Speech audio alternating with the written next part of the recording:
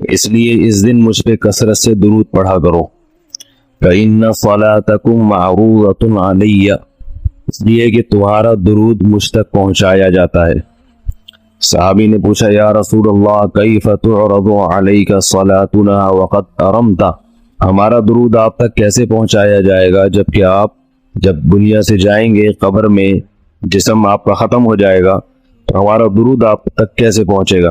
تو آپ صلی اللہ علیہ وسلم نے فرمایا ان اللہ حرم علی الارض اجساد الانبیاء، اللہ تعالیٰ نے پیغمبروں کے جسموں پر زمین پر پیغمبروں کے جسموں کو حرام کر دیا ہے، زمین کسی پیغمبر کے جسم کو کبھی ختم نہیں کرتی۔ تو یہ بھی امت کا اجماعی عقیدہ ہے کہ جتنے بھی انبیاء ہیں ان کے جسم بالکل سلامت رہتے ہیں۔ شہداء میں تو یہ بہت زیادہ مشاہدہ ہوتا ہے، بہت سارے شہداء کے جسم سلامت رہتے ہیں۔ ایک اور حدیث میں آپ صلی اللہ علیہ وسلم نے فرمایا من صلی علیہ صلاۃ صلی اللہ بہا عشرہ، جس نے مجھ پر ایک دفعہ درود بھیجا، درود کہتے ہیں نبی صلی اللہ علیہ وسلم کے لیے اللہ تعالیٰ سے خصوصی رحمت کی دعا کرنا۔ ایک ہوتا ہے عام دعا کسی کے لیے بھی رحمت، صلات کہتے ہیں خصوصی رحمت جو اللہ اپنے خاص بندوں پہ کرتا ہے۔ اس لیے صلات کا جو لفظ ہے نا، یہ درود اور صلات یہ پیغمبر کے علاوہ کسی کے لیے جائز نہیں ہے، کیونکہ یہ صلات خاص کس کے خاصہ ہے؟ یہ پیغمبروں کا۔ اس لیے ہم اللہم صلی علی محمد تو کہہ سکتے ہیں، لیکن یوں نہیں کہہ سکتے اللہم صلی علی فلان۔ وہ صلی جو ہے نا، صلات یہ خاص قسم کی رحمتیں ہوتی ہیں جو اللہ پیغمبروں پر بھیجتے ہیں۔ کبھی قرآن میں آتا ہے اولئک علیہم صلوات من ربہم رحمہ، کہ جو لوگ صبر کرتے ہیں ان پر اللہ کی خصوصی رحمتیں بھی ہیں اور رحمت بھی ہے۔ تو پتہ چلا صلات اور رحمت میں فرق ہے۔ صلات اعلیٰ قسم کی رحمتوں کو کہتے ہیں۔ تو آپ صلی اللہ علیہ وسلم نے فرمایا جس نے میرے لیے ایک مرتبہ رحمت کی دعا کی، درود شریف پڑھا میرے لیے، تو اللہ اس پر 10 رحمتیں بھیجتے ہیں۔ اور جمعہ کا دن زیادہ فضیلت ہے درود شریف پڑھنے کی۔ البتہ یہ جو جمعہ کے دن میں حدیث مشہور ہے کہ 80 سال کے گناہ معاف ہوتے ہیں جمعہ کے دن درود پڑھنے سے، یہ حدیث سند کے لحاظ سے کمزور ہے۔ لیکن یہ جو میں نے حدیث پڑھی کہ جمعہ کا دن سب سے بہتر دن ہے، فَأَكْثِرُوا عَلَيَّ مِنَ الصَّلَاةِ فِيهِ، لہذا اس دن مجھ پہ کثرت سے درود پڑھا کرو، یہ بالکل صحیح حدیث۔ جمعہ کے دن درود شریف کی اضافی فضیلت ہے، آج چونکہ جمعہ کا دن ہے اس لیے میں نے کہا کہ اس بارے میں تھوڑی سی بات کروں۔ اور حدیث میں آتا ہے رسول اللہ صلی اللہ علیہ وسلم نے فرمایا لا تجعلوا قبری عیدا وصلوا علی فإن صلاتکم تبلغنی حیث کنتم، فرمایا میری قبر کو عیدگاہ نہ بناؤ۔ جیسے میلوں کی جگہ ہوتی ہے نا، میلے ٹھیلے، عید پہ جب سب لوگ جمع ہو کے خوشیاں مناتے ہیں، تو جیسے مزاروں پہ ہوتا ہے نا قوالیاں ہو رہی ہیں اور یہ میلے ٹھیلے ہو رہے ہیں آج کل دیکھا ہے، تو پہلے زمانے میں بھی جب کوئی نیک آدمی دنیا سے جاتا تھا تو لوگ اس کی قبر پہ دھرنے مار کے بیٹھ جاتے تھے، اور وہ مجاور اور یہ سب جو ہمارے یہاں ہوتا ہے، وہ آپ صلی اللہ علیہ وسلم نے منع کیا کہ میری قبر کے ساتھ یہ کچھ مت کرو، البتہ مجھ پہ درود پڑھا کرو، اور فرمایا کہ تم جہاں سے بھی درود پڑھو گے یہ مجھ تک پہنچے گا۔ اور حدیث میں رسول اللہ صلی اللہ علیہ وسلم نے فرمایا ما من احد یسلم علی الا رد اللہ علی روحی فارد علیہ، کہ جب بھی کوئی مجھ پر سلام بھیجتا ہے اللہ میری روح کو میرے جسم میں لوٹاتے ہیں اور میں اس کے سلام کا جواب دیتا ہوں۔ اب یہ کیسے ہوتا ہے؟ چونکہ یہ برزخی زندگی میں ہے، لہذا اس کی کیفیات میں اور گہرائی میں جانے کی اجازت نہیں ہے۔ جیسے اللہ بہتر سمجھتے ہیں یہ ہوتا ہے، اس کی حقیقت کا ہمیں علم پوری طرح نہیں ہے، برزخی زندگی ہے۔ اور حدیث میں آتا ہے رسول اللہ صلی اللہ علیہ وسلم نے فرمایا کہ رغم انف رجل ذکرت عنده فلم يصلی علی، اس شخص کی ناک خاک آلودہ ہو جائے جس کے سامنے میرا نام لیا جائے، میرا تذکرہ ہو اور وہ مجھ پہ درود نہ پڑے۔ اور حدیث میں آپ صلی اللہ علیہ وسلم نے فرمایا البخیل من ذکرت عنده فلم يصلی علی، وہ شخص کنجوس ہے، بخیل ہے جس کے سامنے میرا نام آئے اور مجھ پہ درود نہ پڑے۔ یعنی اتنی بڑی شخصیت اور اتنے بڑے محسن اعظم کا تذکرہ آ رہا ہے اور اس کی زبان سے دعا بھی نہیں نکلتی، تو اس سے بڑا کنجوس دنیا میں کون ہو سکتا ہے؟ ایک اور حدیث میں آپ صلی اللہ علیہ وسلم نے ایک شخص کو دعا مانگتے ہوئے دیکھا جس نے درود شریف پڑھے بغیر دعا شروع کر دی، تو آپ صلی اللہ علیہ وسلم نے فرمایا اس نے دعا میں جلدی کی ہے۔ پھر فرمایا تم میں سے جب کسی شخص کو دعا مانگنی ہو تو پہلے اللہ کی حمد و ثنا پڑھے، پھر مجھ پر درود بھیجے، قرآن مجید میں بھی اللہ نے حکم دیا ان اللہ و ملائکتہ یصلون علی النبی کہ اللہ اور اس کے فرشتے، اللہ بھی رحمت بھیجتے ہیں اور فرشتے بھی رحمت کی دعا کرتے ہیں، یا ایھا الذین آمنوا صلوا علیہ وسلموا تسلیما، اے ایمان والو تم بھی محمد صلی اللہ علیہ وسلم پر درود بھیجا کرو اور سلام بھیجا۔ درود اور سلام میں فرق یہ ہے کہ درود اللہ کی رحمت اور سلامت کہتے ہیں کہ ہر برائی سے، ہر مشکل سے، ہر مصیبت سے بچائے۔ تو کمال جب ہی ہوتا ہے جب اللہ ہر شر سے بچا لے اور اضافی رحمتیں بھی بھیجے۔ تو علماء نے درود شریف کی حکمتوں میں لکھا ہے کہ درود شریف جو اللہ نے ہمیں پڑھنے کا حکم دیا، اس کی بنیادی وجہ تو سب کو معلوم ہے کہ سب سے زیادہ احسانات اس کائنات میں اللہ کے بعد کس کے ہیں؟ محمد صلی اللہ علیہ وسلم۔ تو آپ صلی اللہ علیہ وسلم کے احسانات سب سے زیادہ ہیں انسانیت پر، تو انسان کو انسان آپ صلی اللہ علیہ وسلم نے بنایا، اور اہل اسلام تو سب سے زیادہ ان احسانات کے تلے دبے ہوئے۔ تو ہم کوئی بھی عبادت اگر کر رہے ہیں، دعا بھی اگر مانگ رہے ہیں، تو یہ بھی کس کی وجہ سے توفیق مل رہی ہے؟ نبی صلی اللہ علیہ وسلم، کیونکہ آپ صلی اللہ علیہ وسلم نے ہی یہ ساری چیزیں سکھائی ہیں۔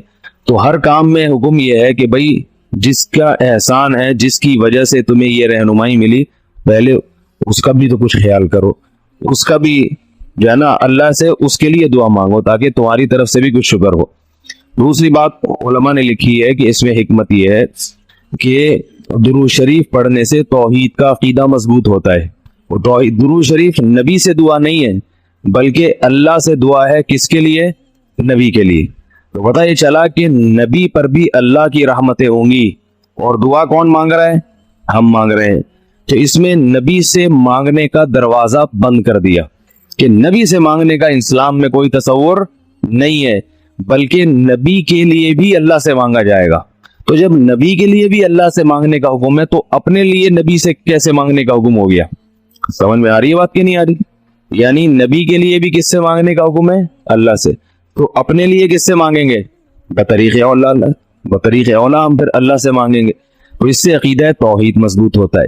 اور تیسری بات یہ کہ علماء نے لکھا ہے کہ جب درود شریف پڑھیں تو اس نظریے سے نہ پڑھیں کہ نبی ہماری دعا کے محتاج ہیں، نبی اللہ کی رحمت کے تو محتاج ہیں، یہ تو درود شریف سے پتہ چلتا ہے، لیکن اللہ کی وہ رحمت اس وقت بھی ہوتی اگر ہم یہ دعا نہ مانگتے۔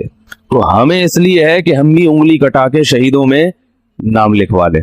سمجھ رہے ہیں نا؟ اس کی حضرت مولانا اشرف علی تھانوی رحمہ اللہ نے بڑی پیاری مثال دی، فرمایا کہ جیسے کوئی بادشاہ اپنے شہزادے پر کچھ انعام کرنا چاہے، بادشاہ تو چاہتا ہے نا اپنی اولاد کو نوازنا، اپنے محبوب شہزادہ اس کا محبوب ہوتا ہے، تو آپ اگر بادشاہ سے سفارش کر دیں کہ حضرت یہ تحفہ آپ اپنے شہزادے کو دے دیں یا یہ فلاں چیز اپنے شہزادے کو، تو بادشاہ تو پہلے بھی دے رہا ہے، لیکن آپ کے کہنے سے وہ اور خوش ہو جائے گا، اور خوش ہو جائے گا کہ بھئی دیکھو جو کام میں چاہتا تھا یہ بھی اسی کی درخواست کر رہا ہے، تو نتیجہ کیا نکلے گا؟ تھوڑا سا آپ کو بھی دے دے گا وہ، ٹھیک ہے نا، کہ چلو یہ گڑ تم بھی منہ میٹھا کر لو اپنا، تم نے اتنا اچھا کام کیا۔ اور اگر آپ کسی کو حکم دیں اس کے دشمن پہ خرچ کرنے کا، آپ جا کے کہیں بھائی وہ تمہارا دشمن ہے، تمہارا دل چاہتا ہے اس کا گلا دبا دو، تو ایسا کرو اس کو ہدیے ودیے دیا کرو، تو کہنا میں اس کو گلا دبانا چاہتا ہوں اور تو ہدیے کی ترغیب دے رہا ہے تو میں تیرا بھی گلا دباؤں گا۔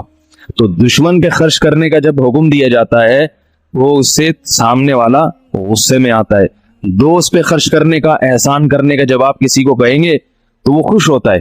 باپ کو اگر کہا جائے نا اپنے بچوں پہ اور کھلائے کریں، بڑی خوشی ہوتی ہے، تو باپ کا دل اور سینہ اور چوڑا ہو جائے گا۔ تو ایسے ہی اللہ تعالیٰ کو اپنے رسول صلی اللہ علیہ وسلم سے محبت ہے، اللہ تو خصوصی رحمتیں بھیجیں گی، لیکن ہم اگر اللہ سے درخواست کر دیں گے کہ اللہ تو خصوصی رحمتیں بھیج، تو اس میں تھوڑی سی ہماری بھی کیا ہو جائے گی؟ دخل اندازی ہو جائے گی۔ اللہ تو ویسے ہی کر رہا ہے، تو اللہ کہے گا چلو تو نے بھی سفارش کر دی تو ان پہ تو کر ہی نہ ہوں، یہ 10 رحمتیں تجھ پر بھی ہو جائیں گی۔ اور چوتھا فائدہ کیا ہے درود شریف پڑھنے کا؟ کہ انسان کے دل میں محمد صلی اللہ علیہ وسلم کی محبت بڑھتی ہے۔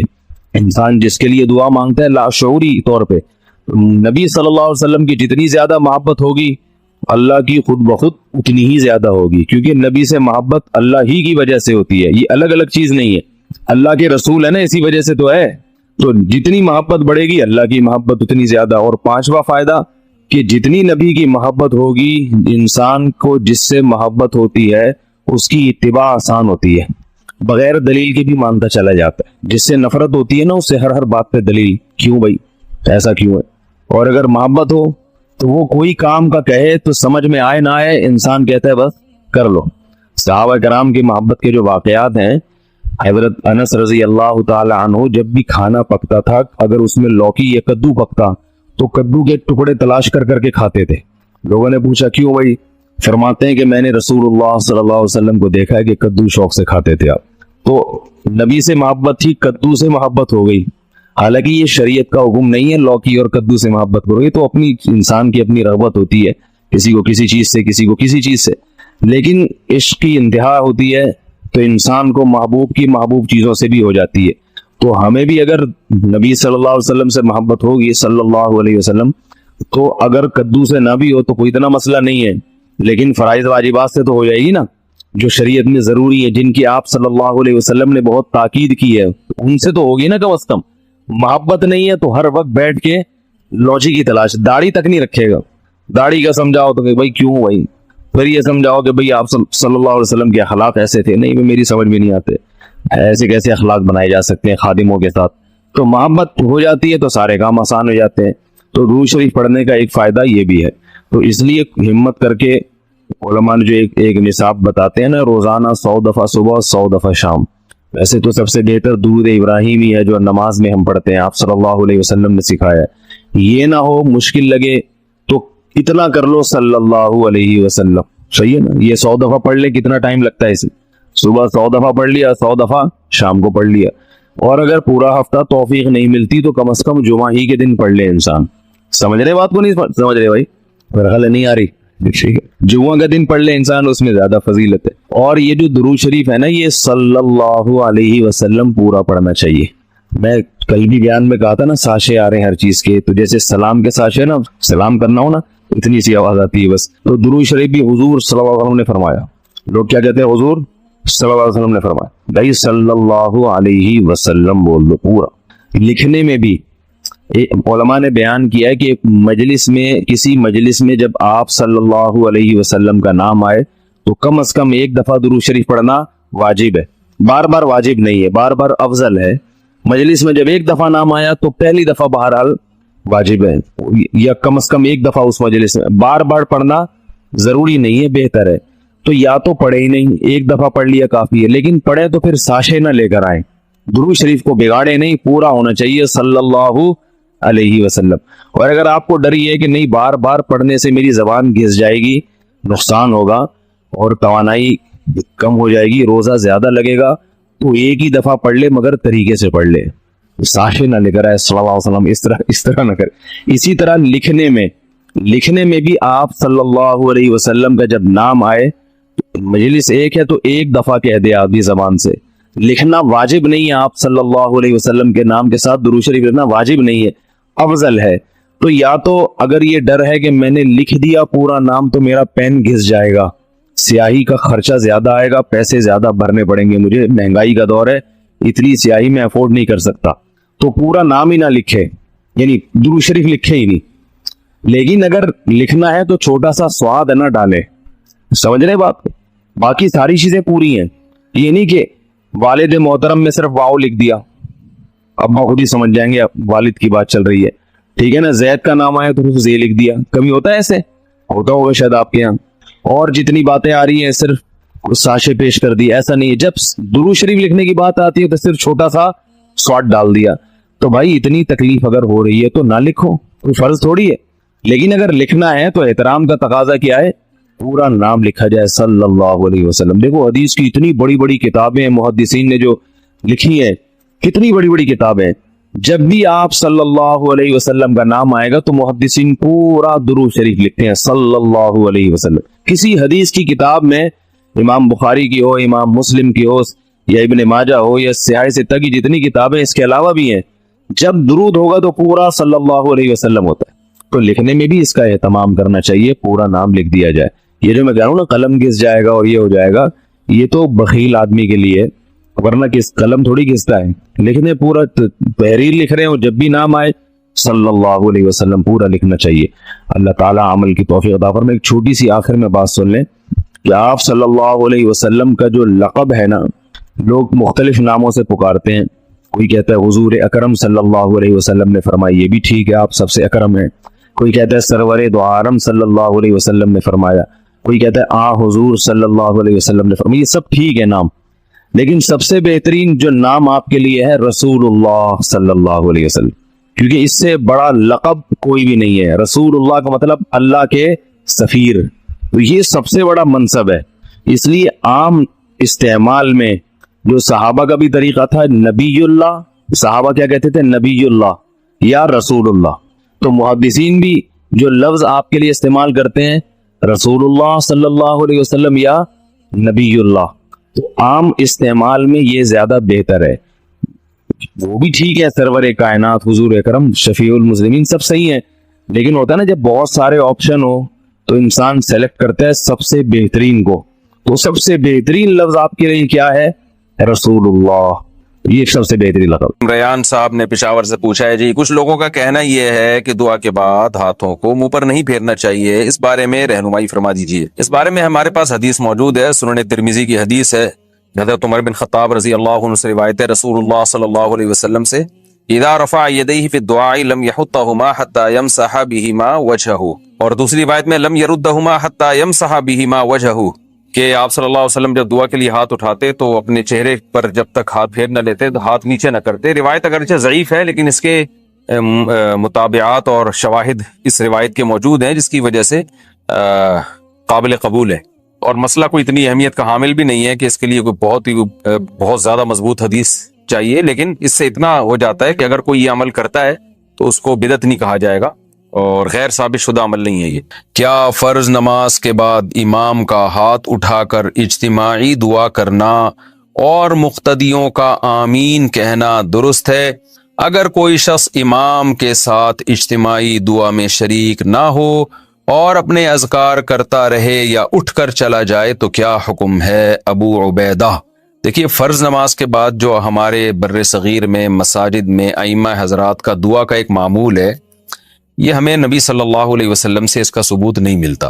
یہ بات تو صحیح احادیث میں بہت کثرت سے ہے کہ نمازوں کے بعد، فرض کے بعد دعا قبول ہوتی ہے، یہ تو کئی احادیث میں. تو لیکن اس سے فرض سے مراد کیا ہے؟ کیونکہ دوسری احادیث میں آتا ہے، صحیح حدیث میں، کہ نبی صلی اللہ علیہ وسلم فرض نماز کے بعد صرف اللہم انت السلام والی دعا کے بقدر بیٹھتے تھے، پھر اٹھ جاتے تھے. تو علماء نے تطبیق یوں دی ہے کہ فرض نماز کے بعد صرف اللہم انت السلام پڑھا جائے، پھر سنتوں کے بعد دعا مانگی جائے. اور وہ دعا بھی کیا ہے؟ وہ وظائف ہیں، کیونکہ ایک حدیث کی تشریح دوسری حدیث سے ہوتی ہے. حدیث میں آتا ہے نمازوں کے بعد دعائیں قبول ہوتی ہیں، لیکن وہ دعائیں خود نبی نے کیسے مانگی ہیں، صحابہ نے کیسے مانگی ہیں؟ تو ہمیں نہیں ملتا کہ نبی صلی اللہ علیہ وسلم فرائض کے بعد ایسے ہاتھ اٹھا کے دعا مانگا کرتے تھے اور صحابہ پیچھے آمین آمین کہتے تھے. ایسا نہیں ملتا ہمیں حدیث میں، نہ فقہ میں ملتا ہے، کہیں بھی نہیں ہے. ظاہر ہے حدیث میں نہیں ہے تو فقہ میں بھی نہیں ہے، کیونکہ فقہ تو قرآن و حدیث ہی سے مرتب کیا گیا ہے.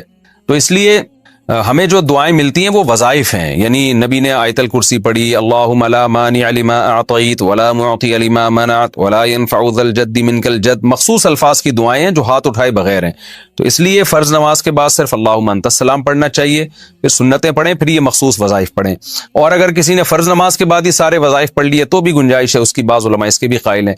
تو لیکن یہ جو فرائض کے بعد ہاتھ اٹھا کے پراپر طریقے سے امام دعا مانگ رہا ہے اور مقتدی بھی اس کے ساتھ اجتماعی دعا میں شریک ہیں، یہ ہمیں قرآن و سنت میں نہیں ملتا، اور اس کا معمول تو بالکل ہی نہیں ملتا. اگر نبی ہر نماز کے بعد ایسے کرتے تو ایک روایت نہیں کئی روایتیں ہوتی، کیونکہ یہ خود فقہ کا ایک پراپر اصول ہے جو فقہاء نے لکھا ہے. خاص طور پر حنفی فقہاء نے تو اس اصول کو بہت اہمیت دی ہے. وہ یہ ہے کہ اگر کوئی کام ایسا تھا جو نبی صلی اللہ علیہ وسلم کے دور میں کثرت سے کیا جاتا تھا، تو اس کو اگر ایک ہی راوی نقل کر رہا ہے تو یہ خود اس حدیث کے یعنی اس کی علامت ہوتی ہے کہ یہ حدیث قابل قبول نہیں ہے، کیونکہ اتنی کثرت سے عمل ہوا ہے تو صرف ایک روایت کیوں ہے؟ تو ظاہر ہے پھر یا تو وہ یہ سمجھا جائے گا کہ نبی نے کبھی کبھار یہ کام کیا. اگر ایک روایت ملے گی تو یوں سمجھا جائے گا کبھی کبھار کیا، اس سے آپ معمول نہیں نکال سکتے کہ معمول تھا نبی صلی اللہ علیہ وسلم کا. تو کیونکہ بار بار ایک عمل ہو رہا ہے تو صرف ایک صحابی کیوں روایت کر رہے ہیں؟ تو صحابی سے تو غلطی نہیں ہو سکتی ہے، ممکن ہے صحابی سے جو آگے جس نے روایت کی ان سے غلطی ہوئی ہو. تو اس لیے ہمیں نہیں ملتا کہ نبی صلی اللہ علیہ وسلم فرائض کے بعد اس طرح ہاتھ اٹھا کے دعا مانگتے تھے. پھر فقہ کی کتابیں بھی اس سے خاموش ہیں. فقہ حنبلی دیکھ لیں، فقہ مالکیہ دیکھ لیں، فقہ شافعی دیکھ لیں، فقہ حنفی دیکھ لیں، ان کی جو معتبر عربی کتابیں، اردو کی بات نہیں کر رہا، جو صدیوں سے معتبر عربی کتابیں چلی آ رہی ہیں، اس میں بھی کوئی ایک حرف بھی نہیں ملتا۔ فقہ حنفی کی مشہور فتوے کی کتاب ہے فتاوی شامیہ، اس میں نہیں ہے کہ فرض نماز کے بعد امام دعا مانگے گا ہاتھ اٹھا کے، حالانکہ فقہ میں تو بہت باریک باریک جزیات بھی ذکر کی جاتی ہیں۔ فتاوی عالمگیریہ دیکھ لیں، اس میں تو الٹا لکھا ہوا ہے کہ امام کو چاہیے کہ اللہم انت السلام کے بقدر بیٹھے اور کھڑا ہو جائے۔ تو اگر فقہا اس کو سنت سمجھتے تو عالمگیریہ میں تو لکھا ہوتا نا، وہ اتنا جزیات باریک باریک بیان کرتے ہیں، وہ اتنی اہم چیز فقہا سے کیسے نظروں سے اوجھل ہو گئی؟ تو اس سے پتہ چلتا ہے کہ یہ بر صغیر میں ایک چیز ہے جو بعد میں شروع ہوئی ہے، اس کا ہمیں شروع کی کتابوں میں کوئی ثبوت نہیں ملتا ہے، نہ فقہ شافعی کی آپ جو مستند کتابیں فقہ کی ان میں بھی نہیں ملتا، نہ حنابلہ کی کتابوں میں تذکرہ ملتا ہے، نہ مالکیہ کی جو معتبر کتابیں ان میں بھی تذکرہ نہیں ملتا۔ تو یہ اکثر اردو فتاوی میں یا بعد میں جو عربی کتابیں لکھی گئی ہیں، جو ہمارے علماء نے لکھی ہیں، ان میں کچھ انہوں نے لکھا ہے کہ کوئی روایات، ایک آدھ روایات پیش کی ہیں جن کی سند میں بھی کچھ کلام ہے۔ تو اس لیے ہماری رائے میں یہی ہے، اور اس پر لوگ کہتے ہیں کہ میرا تفرد ہے، میں جمہور سے ہٹ کے بات کر رہا ہوں، ایسا نہیں ہے۔ حضرت مفتی محمد شفیع صاحب رحمۃ اللہ علیہ جو مفتی اعظم پاکستان تھے، ان کا پورا اس پہ ایک رسالہ ہے کہ وہ اسی میں یہی ثابت کیا کہ فرائض کے بعد یہ اجتماعی دعا ثابت نہیں ہے۔ حضرت مفتی رشید احمد صاحب رحمہ اللہ تعالیٰ کا پورا ایک رسالہ ہے اصل فتاوی میں، آپ دیکھ سکتے ہیں، بڑے مدلل انہوں نے بحث کی ہے کہ یہ کہیں بھی ثبوت نہیں ملتا ہمیں اس کا، تو اس کو چھوڑ دینا چاہیے۔ لیکن بہرحال مسئلہ کوئی بہت زیادہ اہمیت کی نوعیت کا نہیں ہے، اس لیے ایسا نہ کریں کہ میرا کلپ سن کے آپ اماموں کو تنگ کرنا شروع کر دیں، مسجدوں میں پھڈے بازی نہ کریں، امام کو اپنے حال پہ چھوڑ دیں، وہ اگر دعا مانگ رہے تو مانگتا رہے، آپ کچھ نہ کہیں، آپ ہاتھ نیچے کر کے آرام سے بیٹھے رہیں، فتنہ نہ پھیلائیں مسجدوں میں۔ آج کل مسئلہ یہ کہ ایک مسئلہ پتہ چلتا ہے تو تھوپنا شروع کر دیتے ہیں۔ اگر امام ان علماء کو فالو کر رہا ہے جو اس دعا کے قائل ہیں تو اس کو کرنے دیں، آپ اس کو تنگ نہ کریں، بدعتی ہونے کا فتویٰ نہ لگائیں۔ یہ چھوٹی چھوٹی باتوں پہ بدعتی ہونے کا فتویٰ لگانا یا اختلاف کو حد سے بڑھانا یہ ٹھیک نہیں ہے۔ تو اس لیے مسئلہ سن لیا، بس خود عمل کر لیں، اگر کوئی دوسرا عمل کر رہا ہے ٹھیک ہے، نہیں کرے تو چھوڑ دیں۔ اس سے بڑے بڑے مسائل بہت ہیں آج کل، ان کو فوکس کرنا چاہیے، ان چھوٹے چھوٹے مسائل میں نہیں پڑنا چاہیے، بس اپنی رائے کا اظہار کر دیں اور پھڈے بازی نہ کریں۔ تو یہ بہت امپورٹنٹ ہے۔ باقی یہ کہ آپ کو کیا کرنا چاہیے، آپ ہاتھ نیچے رکھ کے بیٹھے رہیں یا اپنا وظیفہ پڑھتے رہیں، ذکر کرتے رہیں اپنا، یا ہاتھ نیچے رکھ کے بیٹھے رہیں، یہ بھی ٹھیک ہے، اٹھ کے نہ جائیں آپ۔ بعض لوگ کیا کرتے ہیں، ہمارا کلپ سن لیتے ہیں، اب امام اجتماعی دعا مانگ رہا ہے، وہ اٹھ کے کندھے پھلانگتے ہوئے جا رہے ہوتے ہیں، سب لوگ اسے مڑ مڑ کے دیکھ رہے ہوتے ہیں، تو یہ ایک اختلاف کی صورت پیدا کرنا مسجد میں یہ ٹھیک نہیں ہے۔ بھئی عوام کو کیا پتا، عوام تو بیچاری امام کو دیکھ رہی ہے، اور امام صاحب نے کسی مولانا سے فتویٰ لیا ہوا ہے تو وہ عمل کر رہے ہیں، تو آپ ایک اختلاف کا مسجد میں ماحول پیدا نہ کریں، آپ گردن نیچے جھکا کے بیٹھے رہیں آرام سے۔ ایسا نہ کریں کہ امام دعا مانگ رہے اور آپ ہر نماز میں نا اس طرح لوگ پھلانگنا شروع کرتے ہیں، پھر سب لوگ مڑ مڑ کے دیکھ رہے ہوتے ہیں، پھر پوچھتے ہیں کیوں کر رہے ہو، آپ جواب دیتے ہیں بدعت ہے، پھر ایک نئی جنگ اور ایک مناظرے بازی کا ایک آغاز شروع ہو جاتا ہے۔ تو اس لیے تمیز سے منہ نیچے کر کے بیٹھ جائیں، جب دعا ختم ہو جائے تو تمیز سے گھر چلے جائیں، تو چھیڑ چھاڑ نہ کریں مسجدوں میں، اللہ کا واسطہ، پہلے کم پھڈے ہیں جو مزید پھڈے ہم شروع کریں۔ تو اس لیے نہ امام کو تنگ کریں، نہ مقتدیوں کو تنگ کریں، تمیز سے منہ نیچے کر کے بیٹھے رہیں، اور کبھی کبھار دعا میں شرکت کر لیں تو بھی کوئی حرج نہیں ہے، کبھی کبھار تو جائز ہے، اس کو معمول بنا لینا جس سے لوگ اس کو سنت سمجھیں، وہ اس پر ہمیں اعتماد نہیں ہے، ہم اس طریقوں کو ٹھیک نہیں سمجھتے۔ مفتی طارق مسعود صاحب کے بیانات سننے کے لیے youtube.com/مفتی طارق مسعود کو سبسکرائب کریں، اور اگر آپ لائیو ویڈیو کو کبھی بھی مس نہیں کرنا چاہتے ہیں تو سبسکرائب کرنے کے بعد بیل آئیکن پہ کلک کرنا مت بھولیں۔ جزاک اللہ۔